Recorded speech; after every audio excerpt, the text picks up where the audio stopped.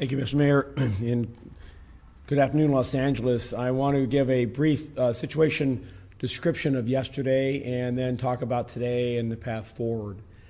Yesterday began, and I put some publications out as as an opportunity for a new day.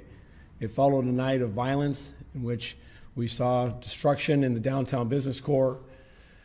We saw rocks and bottles and officers injured.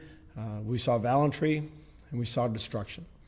We saw a community that had already been impacted and devastated by the impacts of this coronavirus, this pandemic, that were hit again, now with the matters of not just demonstrations that escalated into civil disobedience, but that escalated into violence. But yesterday was an opportunity for us to restart. And we saw protest activities that we were supportive of, that we would facilitate.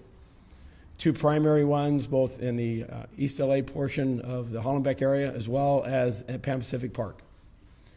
And as those protests went on and our officers maintained an awareness and a facilitation of those, unfortunately we saw those escalate into violence. The one I'm happy to say, the one in East LA, in the Hollenbeck area, was facilitated without any acts of vandalism or violence. But Pan Pacific Park, the aftermath of that was quite different.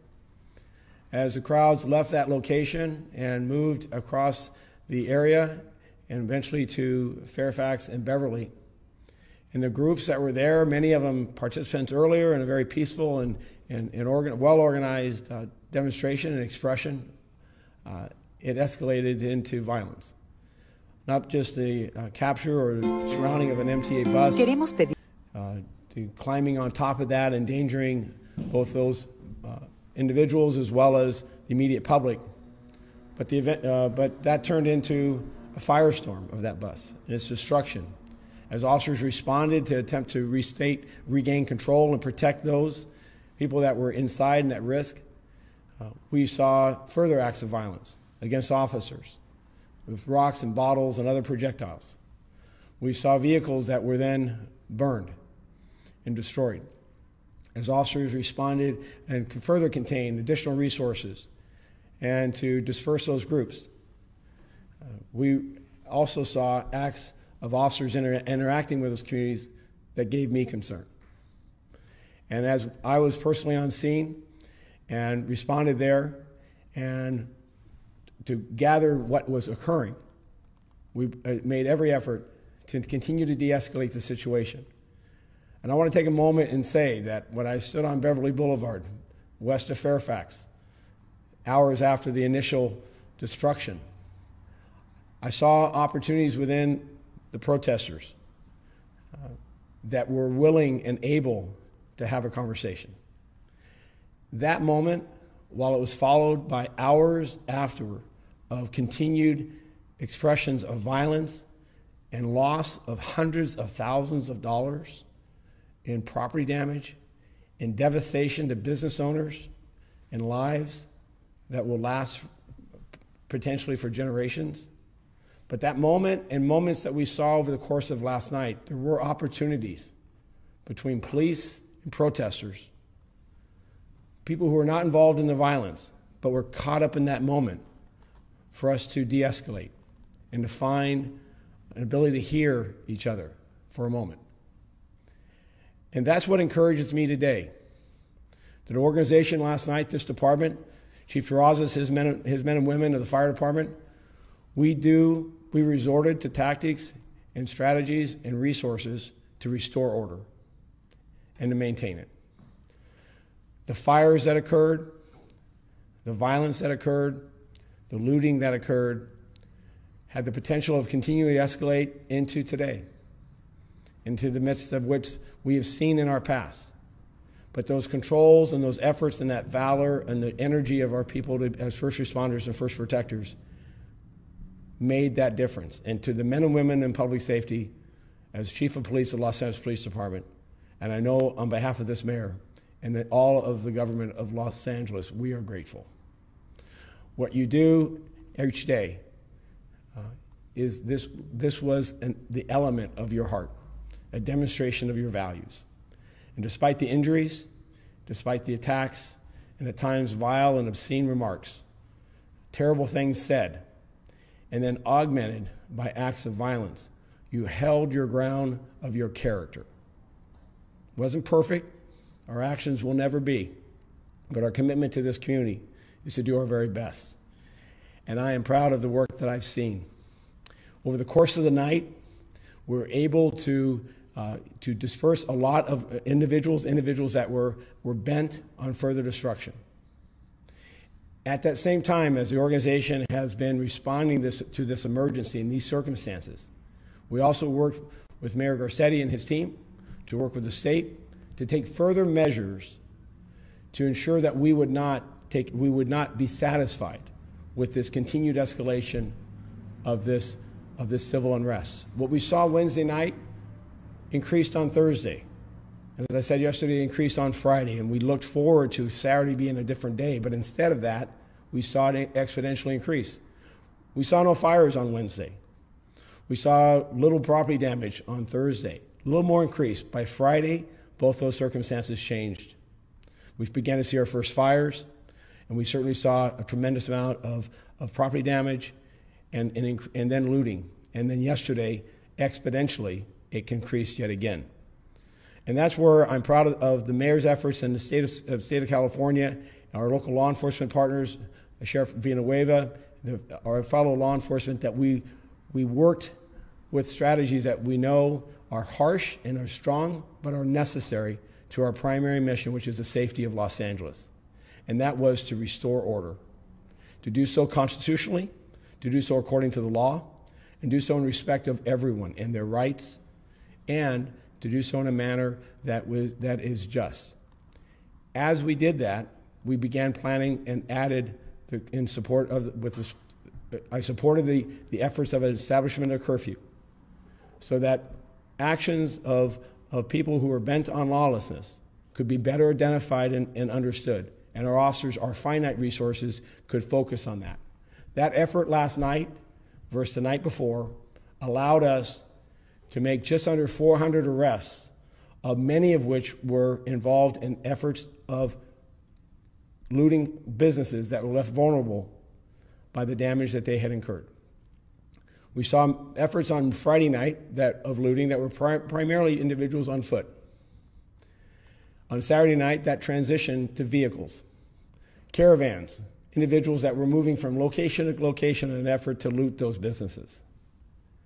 The curfew allowed us and gave us an additional authority to stop those, investigate, and hold those individuals accountable.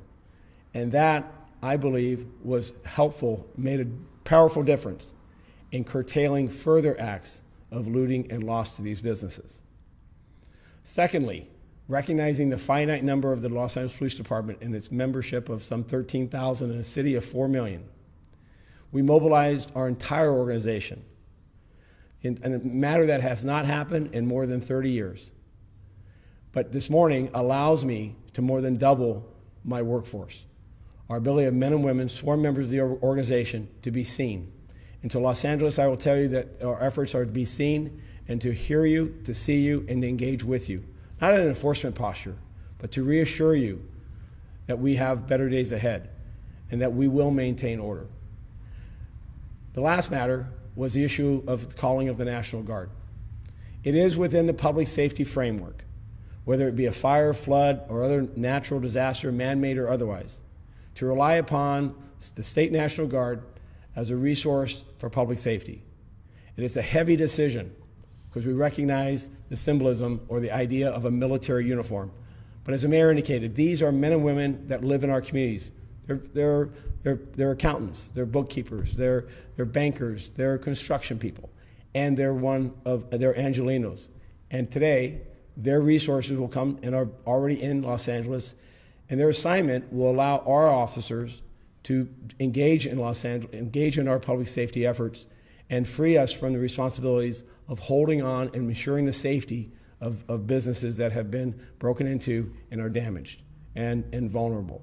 Last night, they arrived within hours of the request, extraordinary response, and interrupted individuals who were bent on further victimizing businesses that had been damaged and looted.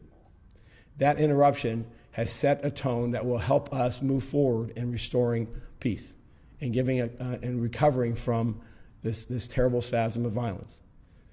Today, this morning, we wake up with an added workforce of men and women who will be out in the streets working footbeats, talking with businesses, visiting houses of worship, engaging Los Angeles to reassure, to hear and listen to your concerns, and to be committed in a partnership as we work our way out of this disaster. The National Guard, I've met with their leadership. We'll continue with them to monitor them. We'll be stationed on foot at locations. They'll not be patrolling the streets of Los Angeles. They'll not be in sectors in the sense of moving along blocks. They'll be at individual businesses to safeguard those businesses. They'll be in communications with us and us with them, and they'll be here as long as are needed to ensure that those locations are safe and to allow the department to work on other pressing emergencies for public safety. It's my hope and prayer that their tenure here is short, as is theirs. The curfew, as the mayor indicated, will continue tonight.